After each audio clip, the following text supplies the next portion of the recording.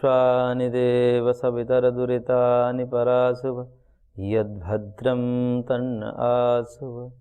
ॐ सहना भवतु सहनौ भुनक्तु सह वीर्यं करवावहै तेजस्विनावधीतमस्तु मा विद्विषावहै। ओम शांति शांति शांति।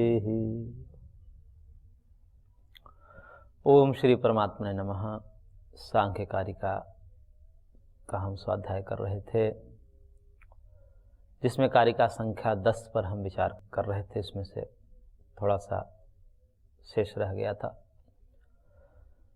कारिकाकार ने कारिका संख्या 10 में व्यक्त और अव्यक्त का परस्पर वैधर्म्य दिखाया, व्यक्त का परस्पर साधर्म्य दिखाया। तो व्यक्त और अव्यक्त का वैधर्म्य का ये प्रसंग था, जिसमें कारिकाकार ने कहा कि जितने हमने साधर्म्य बताए हैं परस्पर व्यक्त पदार्थों का, उससे विपरीत कर दीजिए तो वह मूल प्रकृति जो अव्यक्त है उसका वैधर्म्य हो जाएगा, यानी कि उसकी विशेषता हो जाएगी, समानता और विशेषता। तो प्रकृति की विशेषता यह है कि प्रकृति अकारण वाली है, यानी कि उसका कोई कारण नहीं है, वो किसी से उत्पन्न नहीं हुई है। और जब कारण नहीं है तो अकारणत्व ये प्रकृति का वैधर्म्य हो जाएगी, विशेषता हो जाएगी। और अकारण वाला होने से प्रकृति नित्य हो जाती है, क्योंकि जिसका कारण नहीं होता है वह नित्य होता है। इसलिए नित्यत्व भी ये वैधर्म्य हो जाएगी, विशेषता हो जाएगी मूल प्रकृति का। उसके बाद कहा ये व्यापी है, महदादि अव्यापी होते हैं, और उसका विपरीत व्यापी है, असीमित है, इसका कहीं अंत नहीं है। एक प्रकार से वेदांत में माया को, प्रकृति को ब्रह्म का शक्ति कहा गया है। तो शक्ति और शक्तिमान में अभेद होता है। शक्ति शक्तिमान के आश्रित होती है और शक्तिमान बिना शक्ति के नहीं रह सकता। जिस प्रकार से शक्तिमान व्यापक है, परमात्मा व्यापक है, ईशावास्यमिदं सर्वम। तो ईश्वर विभु है, परमात्मा विभु है, और प्रकृति जो है परमात्मा की शक्ति है। तो शक्ति शक्तिमान के आश्रित रहता है और शक्तिमान बिना शक्ति के नहीं रह सकता। इसलिए परमात्मा जहां भी होगा अपने शक्ति के साथ होगा। इसलिए प्रकृति जो है विभु है, व्यापक है, सब जगह पहुंची हुई है, सर्वगत है। तो अव्यापी के विपरीत व्यापी है। तो व्यापित्व तो ये विशेषता होगी प्रकृति की। और महदादि सक्रिय होते हैं तो प्रकृति निष्क्रिय होती है। प्रकृति निष्क्रिय होती है। हालांकि चलम च गुणवृत्तम, वहां पर चलम चल गुणवृत्तम वाक्य से, इस वचन से, शास्त्र वचन है, इससे गुणों में चलन क्रिया बताया गया है। तो इस हिसाब से कोई कह सकता है कि त्रिगुण में तो क्रिया होती है, जो चलम च गुणवृत्तम लिखा है, गुण की वृत्तियां चलायमान होती है। तो परिणाम के दृष्टि से प्रकृति के कुछ ही अंशों में जो है क्रियाएं होती है। प्रकृति ऐसा नहीं कि जो सब जगह व्यापक है और वो इधर उधर हिलेगा, ऐसा नहीं है। सब जगह व्यापक होते हुए उसमें जो सत्व रजतम के कण हैं वो परस्पर परिणमित होंगे। ऐसा नहीं होगा कि सारी की सारी प्रकृति ही कहीं आएगी जाएगी, सक्रिय होगी, ऐसा नहीं है। तो गुण की वृत्तियां चलायमान होती है, नहीं कि गुण चलायमान होते। यानी कि पूरा का पूरा टोटली गुण जो है, सत्वरजतम के जितने भी कण हैं उसको कण रूप में हम कल्पना कर सकते हैं, क्योंकि वो बुद्धि से गम्य नहीं है। तो हम हमारी बुद्धि कण को पकड़ सकती है सूक्ष्मतम परमाणु रूप में। इसलिए हम बार बार उसको कण शब्द से कहते हैं। ऐसे है कण नहीं, वो अत्यंत सूक्ष्म इकाई है।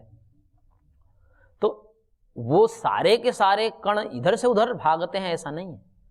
जो जहां हैं उसी में हलचल करके थोड़ा सा एक नया पदार्थ बन जाता है। तो जो पूरे की पूरी प्रकृति है उसमें क्रियाएं नहीं होती है, इसलिए वो निष्क्रिय है। और निष्क्रिय के बाद कहा एकम। महदादि अनेक होते हैं लेकिन प्रकृति एक होती है, चाहे कितने भी सत्व रजतम है, बहुत सारे असंख्य सत्व रजतम होंगे, लेकिन सब सत्व रजतम को ही एक प्रकृति संज्ञा दी गई है, इसलिए प्रकृति एक होगी। इसलिए अजाम एकम, अजाम एकाम ऐसा कहा है उपनिषद में, एक है, एक अजा, अजा मतलब अजन्मा, प्रकृति की नाम वेदों के अनुसार अजा भी है, अजन्मा है वो, उसका कारण नहीं है इसलिए वो अजन्मा है। अजाम एकाम लोहित कृष्ण शुक्ला में, यहाँ लोहित शुक्ल कृष्ण सत्वरजतम के द्योतक हैं, सत्वरजतम के लिए कहा गया है। तो वो एक ही प्रकृति जो है महदादि अनेक पदार्थों को उत्पन्न कर सकता है, तो इस प्रकार से वो एक है। और फिर कहा कि वो अनाश्रित है, वो आश्रित नहीं है, क्योंकि कारण नहीं है उसका, कारण न होने से वो किस पर आश्रित रहेगी, वो स्वयं में आश्रित रहती है, मतलब स्वयं का स्वयं से ही वो आश्रय है, आश्रित, परस्पर किसी दूसरे से कारण भाव नहीं है, स्वयं से स्वयं में प्रतिष्ठित है, इसलिए वो अनाश्रित है। महदादि अपने कारण में आश्रित है, क्योंकि महदादि के कारण पूर्व का था, पूर्व वाला कारण है, परंतु प्रकृति के पूर्व कुछ है ही नहीं, इसलिए कारण कार्य के रूप में प्रकृति जो है अनाश्रित है। वैसे परमात्मा के रूप में आश्रित हम कह सकते हैं, लेकिन यहाँ पर आश्रित शब्द का प्रयोग जो किया गया है महदादियों को, वो कारण कार्य के रूप में किया गया है, इसलिए बार बार ये भ्रम हो जाता है। अन्य जो मत के लोग हैं, अन्य दार्शनिक जो हैं, वो शब्दों के तात्पर्य को न समझ करके कारिकाकार के और सांख्यकार के, उनको लगता है कि ये तो प्रकृति को ऐसा एक तत्व बता दिया स्वयंभू जो स्वतंत्र है, जो अनाश्रित है, वो तो परमात्मा की जैसी हो गई। ऐसा नहीं समझना चाहिए। कारण कार्य के भाव के, क्योंकि महदादि में कारण कार्य भाव संबंध है और कारण कार्य भाव संबंध का निषेध है प्रकृति में, इसलिए अब उसके पूर्व उपादान कारण नहीं है, प्रकृति का कोई उपादान कारण नहीं है, परमात्मा जो है प्रकृति का उपादान कारण नहीं है। इसलिए आश्रय और आश्रित भाव संबंध दो तरह से होता है, एक तो कारण कार्य में भी आश्रय आश्रित भाव संबंध होता है, और एक जहां कारण कार्य भाव नहीं होता है वहां भी आश्रय आश्रित संबंध होता है। जैसे मिट्टी में और घट में आश्रय आश्रित भाव संबंध है, मिट्टी आश्रय है और घट आश्रित है। घट जो टिका हुआ है मिट्टी के कणों में ही तो टिका हुआ है, मिट्टी के कण न रहे तो घट का क्या अस्तित्व। तो यहाँ पर कार्य कारण भाव होते हुए आश्रय आश्रित भाव संबंध है। और एक जैसे हम बैठे हैं और ये सोफा है, ये हमारा आश्रय है, लेकिन हम इसके न कारण है न ये हमारा कार्य है, हम में और सोफा में कारण कार्य भाव संबंध नहीं है, लेकिन फिर भी आश्रय आश्रित संबंध कहा जाता है। तो यहाँ पर कारण कार्य के रूप में आश्रय आश्रित भाव संबंध की परिकल्पना की गई है, तो जो अनाश्रित शब्द का प्रयोग किया गया है कारिका में, वह कारण कार्य के रूप में आश्रय आश्रित संबंध का निषेध किया गया। इसलिए प्रकृति क्या है, प्रकृति का कोई कारण नहीं है, इसलिए वह कारण के न होने से कारण निरपेक्ष है, और कारण निरपेक्ष होने से अनाश्रित है, वह स्वयं में ही स्वयं से प्रतिष्ठित है। हालांकि परमात्मा तो सर्वाधार सर्वेश्वर है, सबके आश्रय परमात्मा है, उस दृष्टिकोण का यहाँ पर निषेध नहीं है, उसका कोई मूल उपादान कारण नहीं, क्योंकि सबकी मूल है, तो मूल जो होता है वो अपने आप में निरपेक्ष होता है, मूल निरपेक्ष होता है, वो किसी का अपेक्षा नहीं करेगा। तो प्रकृति अनाश्रित है और अलिंग है, प्रकृति अलिंग है। अलिंग का मतलब, लिंग का मतलब तो ये हुआ कि जो लीन हो जाता है अपने कारण में, उसे लिंग कहते हैं। प्रकृति का जो कोई कारण नहीं है, इसलिए वो कहाँ लीन होगी, वो अंतिम कारण है, मूल तत्व है, इसलिए मूल तत्व का अब कहाँ मूल है, कोई मूल नहीं है, इसलिए वो किसी अपने कारण में वो विलीन नहीं होती है, इसलिए वो अलिंग है। इसलिए प्रकृति का एक नाम अलिंग भी है, अलिंग शब्द से प्रकृति को कहा जाता है, इसलिए प्रकृति अलिंग है, ये इसकी विशेषता है। और अगला जो सावयव कहा गया था कि महदादि जो 23 पदार्थ हैं वो सावयव हैं, संघात से बने होते हैं, परस्पर सत्व रजतम के परमाणु मिले हुए होते हैं, और उनका अस्तित्व सत्व रजतम के संघात से होता है। लेकिन प्रकृति आपस में संघात नहीं करती, वो निरवयव है, क्योंकि साम्यावस्था में होता ही है कि साम्यावस्था में सब बिखरे होते हैं, कोई किसी से जुड़े नहीं होते हैं। अनंत सत्व के कण, अनंत रज के कण, अनंत तम के कण होते हैं, लेकिन वो किसी में जुड़ाव नहीं होता है। जैसे धान की राशि है, बालू की ढेरी है, बालू की ढेरी परस्पर में संयोग तो है, लेकिन वो उस प्रकार का संयोग नहीं है कि जिसे कोई एक पदार्थ बन जाए। संयोग होते हुए भी वो अवयवी वाला संयोग नहीं है। जैसे बालू, सीमेंट और जो है जल को मिलाकर के अवयवी पदार्थ बन जाता है, संघात वाला एक जुड़कर एक कोई ठोस पदार्थ बन जाता है, जिसको पकड़ने से पूरे पदार्थ चला आ जाता है, एक जगह से पकड़ने से उसको अवयवी कहते हैं। वैसा बालू की राशि में, ढेरी में नहीं होता। वहाँ जहाँ से पकड़ेंगे उतना ही हाथ में आ जाएगा। तो वहाँ पर उसको क्या मानेंगे? सावयव मानेंगे। हालांकि बालू के एक कण भी अपने आप में सावयव है, लेकिन उसको एक अवयव के रूप में कल्पना कर लीजिए। बालू के एक कण को अवयव मान लीजिए, और सारे जो ढेरी हैं उसको हम निरवयव ही एक प्रकार से स्वीकार करेंगे, क्योंकि उस प्रकार से संबंध नहीं है कि दोनों जुड़ गए, चिपक गए इस प्रकार से कि अब अलग नहीं हो सकते। वो द्वैणुक हो गए। जैसे दो परमाणुओं को मिला दिए, विशेष संयोग हुआ। दो परमाणुओं का जब विशेष संयोग होता है तो उसे द्वैणुक कहते हैं, उसको अवयवी कहा जाता है, क्योंकि अब वो दोनों इस प्रकार से जुड़ जाते हैं कि एक को पकड़िएगा तो दूसरा भी खींचा चला गया, दूसरे भी पकड़ में आ जाएगा। तो इस प्रकार के जुड़ाव को ही सावयव कहा जाता है। और सामान्य जो संयोग होते हैं, जैसे बालू के ढेरी में है, वहाँ सावयव स्वीकार नहीं किया जाता, वो सब बिखरे हुए होते हैं, लेकिन संबंध होता है। ऐसे ही चूंकि प्रकृति व्यापक है, माया जो व्यापक है, तो सामान्य संबंध तो रहता ही है, विशेष संबंध वो अवयवी वाला नहीं रहता, इसलिए वो सावयव नहीं है, वो निरवयव है। सब स्वतंत्र है, किसी का किसी से विशेष संयोग नहीं है। विशेष संयोग तो सृष्टि काल में होता है, जब परमात्मा संकल्प करते हैं, एको अहम बहुश्याम, मैं एक हूँ बहुत हो जाऊं, अजाम एकाम लोहित शुक्ल कृष्णा बहवी प्रजा सृजमानः स्वरूपाः। इस प्रकार से एक प्रकृति बहुत रूप में हो जाती है, महदादि बहुत रूप में। जगत देखिए कितना विचित्र है, कितने पदार्थ हैं जगत में, अनेक पदार्थ हैं, प्रकृति से ही बना, अनेक हो गया। जिस प्रकार एक ही आटे से माताएं अनेक पकवान बना देती हैं, तो एक ही आटा है और उससे कितने पदार्थ बन गया। जब पदार्थ बनते हैं तो सब अलग अलग होते हैं, उसी से रोटी है, उसी से पूड़ी है, उसी से कचौड़ी है, उसी से जो है ठेकुआ है, उसी से पुआ है, क्या क्या नहीं बन सकता। लेकिन जब आटे रूप में रहते तो एक ही है, और जब कार्य रूप में आ गया तो अनेक हो जाता है। इसी प्रकार प्रकृति जब कारण रूप में है, प्रकृति अपने मूल रूप में है, तब तो एक कही जाती है, और जब कार्य रूप में आती है तो अनेक हो जाती है। तो सावयव जो होते हैं वो अनेक होते हैं, और जो निरवय होते हैं वो एक होते हैं, ये भी समझना चाहिए। जैसे बालू की एक ढेरी को हम क्या कहेंगे? एक ही कहेंगे ना, है तो उसमें अनेक कण, लेकिन हम एक ही कहते हैं, क्योंकि टोटली एक ही है। लेकिन उसी बालू से अलग अलग मूर्ति बना दिया जाए तो वो अनेक हो जाता है। तो इस प्रकार से जो है सावयव नहीं है, मूल प्रकृति निरवयव है, और मूल प्रकृति स्वतंत्र है। यहीं पर थोड़ा सा अन्य दार्शनिकों को बोलने का मौका मिल जाता है, यही स्वतंत्र शब्द से, क्योंकि महदादि परतंत्र है और इसको स्वतंत्र कहा है।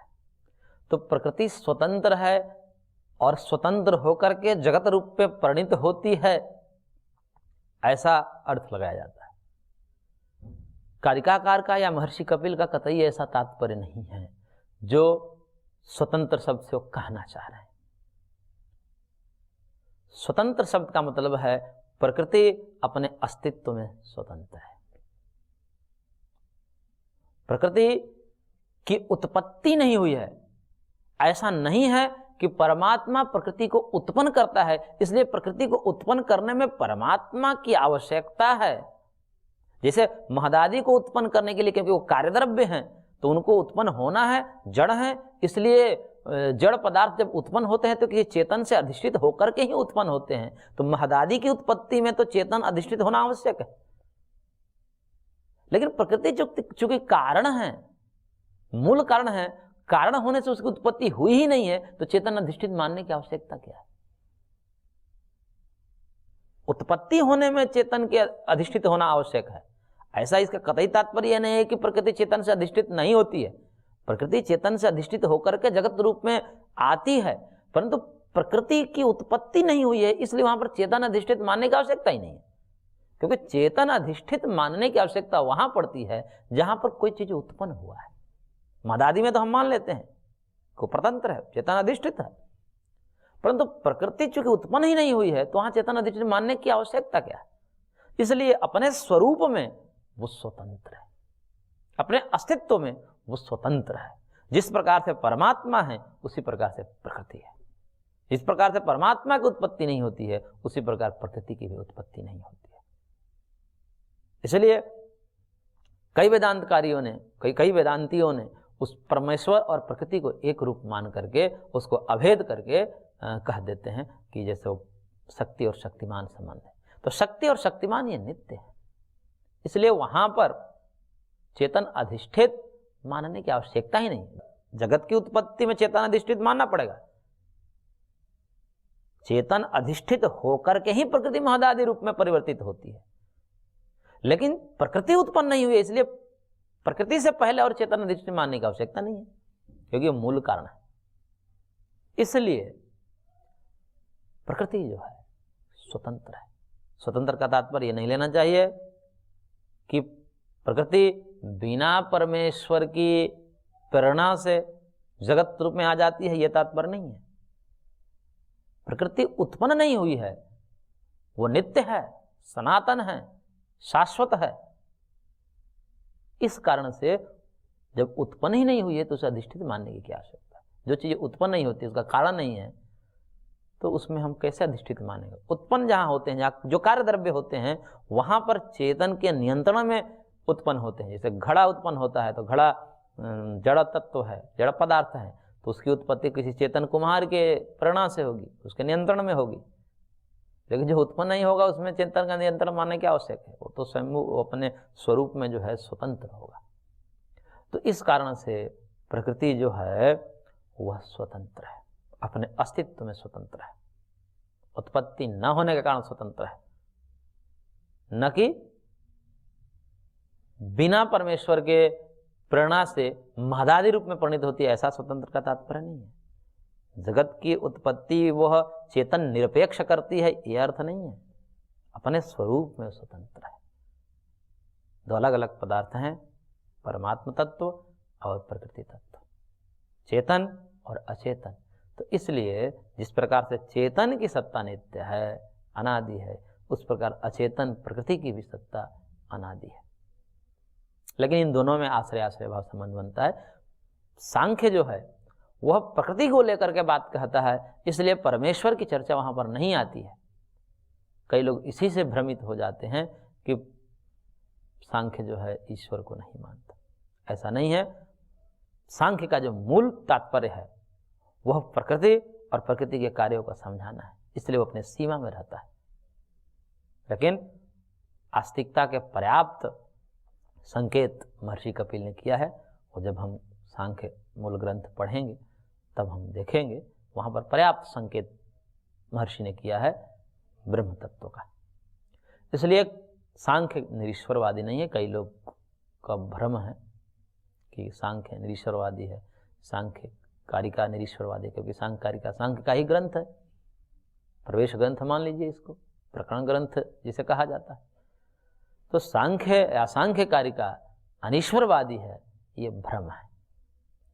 तो स्वतंत्र शब्द का तात्पर्य है कि वह अपने स्वरूप में स्वतंत्र है, वह कारण निरपेक्ष है, उपादान कारण निरपेक्ष है, इसलिए स्वतंत्र है। और जब जगत रूप में परिवर्तित होना है तो वह परतंत्र हो जाती है। तो स्वतंत्र भी है, अपने स्वरूप की दृष्टि से स्वतंत्र है, और कार्य उत्पत्ति की दृष्टि से वो परमेश्वर के अधीन है। तो ये अर्थ है। इसलिए ये भ्रम का निराकरण हमने किया। तो यहां पर व्यक्त और अव्यक्त, मूल प्रकृति और महदादि 23 पदार्थ में साधर्म में और वैधर्म में कारिकाकार ने दिखाया कि इस प्रकार से जो 23 पदार्थों में जो साधर्म है उसके विपरीत ले लेंगे तो वैधर्म हो जाता है। जो व्यक्त होते हैं वो हेतु वाले होते हैं, अव्यक्त अहेतु वाला होता है, अकारण होता है। और व्यक्त जो है अनित्य होते हैं और अव्यक्त नित्य होती है, और व्यक्त अव्यापी परिच्छिन्न होता है, सीमित होता है, और अव्यक्त असीमित होता है, विभु होता है। व्यक्त सक्रिय होता है, क्रियाशील होता है, अव्यक्त निष्क्रिय होता है। व्यक्त अनेक होते हैं लेकिन अव्यक्त एक होता है। व्यक्त आश्रित होता है अपने कारण के, अव्यक्त अनाश्रित होता है क्योंकि उसका कोई कारण नहीं है। व्यक्त लिंग वाले होते हैं, वो अपने कारण में लीन हो जाते हैं, लेकिन अव्यक्त का कोई कारण नहीं है इसलिए वो लीन नहीं होता, इसलिए वो अलिंग है। व्यक्त अवयव वाला होता है, संघात वाला होता है, लेकिन अव्यक्त असंघात वाला होता है, निरवयव होता है। व्यक्त परतंत्र होता है, अव्यक्त स्वतंत्र होता है। तो ये व्यक्त और अव्यक्त में परस्पर वैधर्म्य था जो कारिकाकार ने इस कारिका में दिखाया। अब व्यक्त और अव्यक्त में साधर्म्य दिखा करके पुरुष से वैधर्म्य दिखाया जा रहा है। 10वीं कारिका में यह था कि व्यक्त व्यक्त का परस्पर साधर्म्य दिखाया गया और अव्यक्त से उनका वैधर्म्य दिखाया गया, और अब व्यक्त और अव्यक्त इन 24 तत्वों का परस्पर में साधर्म्य बताएंगे और 25वां तत्व जो पुरुष तत्व है उससे वैधर्म्य दिखाएंगे। तो कारिकाकार कह रहे हैं कारिका संख्या 11 में, त्रिगुणाम्मा विवेक विषय सामान्यमच्चेतनम प्रसवधर्मी व्यक्तम तथा प्रधानम तद्विपरीतस्तथा च पुमान्। कहने के त्रिगुणम अविवेक विषय, पहला है त्रिगुणम। व्यक्त और अव्यक्त 24 जो पदार्थ हैं, यानी कि प्रकृति से लेकर के पंचभूत पर्यंत, ये जितने भी 24 जो जड़ात्मक हैं, जड़ स्वरूप हैं, वो क्या है? त्रिगुण है, त्रिगुणात्मक है। प्रकृति भी स्वयं त्रिगुणमयी है, तीनों गुण है उसमें, और सारे के सारे जो महदादि 23 पदार्थ हैं वो भी त्रिगुण से ही बने हैं, वो भी त्रिगुणात्मक ही है। प्रकृति त्रिगुण से बनी नहीं है, त्रिगुण स्वरूपा है, उसका स्वरूप ही त्रिगुण है। लेकिन महदादि वो भी वस्तुतः मूल रूप से देखें तो त्रिगुण ही है, लेकिन कार्य की दृष्टि से थोड़ा विभेद आ जाता है महदादि के रूप में, लेकिन मूल में तो है त्रिगुण ही, इसलिए उसको त्रिगुणात्मक कहा जाता है। तो त्रिगुण वाला प्रकृति भी है और त्रिगुण वाले सारे महतत्व पदार्थ भी है, इसलिए त्रिगुणात्मक कहिए, त्रिगुणात्मक होना ये 24 पदार्थों का साधर्म्य है, समानता है। और अविवेकी, ये अविवेकी होते हैं 24 के 24 पदार्थ। अविवेकी का तात्पर्य होता है, विवेक का मतलब होता है भेद भेद, और अविवेक का मतलब होता है अभेद, अभिन्न। तो ये अभिन्न है और ये विषय हैं, ज्ञान के विषय बनते हैं, विषय जिससे हम सुख दुख का अनुभव करते हैं। तो ये 24 के 24 पदार्थ ज्ञान के विषय बन सकते हैं, इसलिए विषय हैं। ये सामान्य हैं, सामान्य का मतलब सभी चेतन के लिए सामान्य है, सर्वसाधारण है, विशेष नहीं है, सब जीवों के लिए ये है। प्रकृति से लेकर पंचभूत पर्यंत ये सब जीवों के लिए है, सर्वसामान्य है। और ये सब अचेतन है, यानी कि जड़ हैं, प्रसवधर्मी हैं, यानी कि ये उत्पन्न करते हैं, इसमें परिणाम होता है। प्रसवधर्मी का मतलब इसमें परिणमन होता है। और ये व्यक्त तथा प्रधान, इतना ये साधर्म्य बताया व्यक्त और प्रधान का परस्पर में। और इसके विपरीत कर दीजिए तो ये पुरुष का वैधर्म्य हो जाएगा। जिस प्रकार से व्यक्त का विपरीत अव्यक्त हुआ था, इसी प्रकार व्यक्त और अव्यक्त के विपरीत कर देंगे तो वह पुरुष का वैधर्म्य हो जाता है। तो इसको हम आगे के एपिसोड में देखेंगे। आज की कक्षा को हम यहीं पर विराम देते हैं।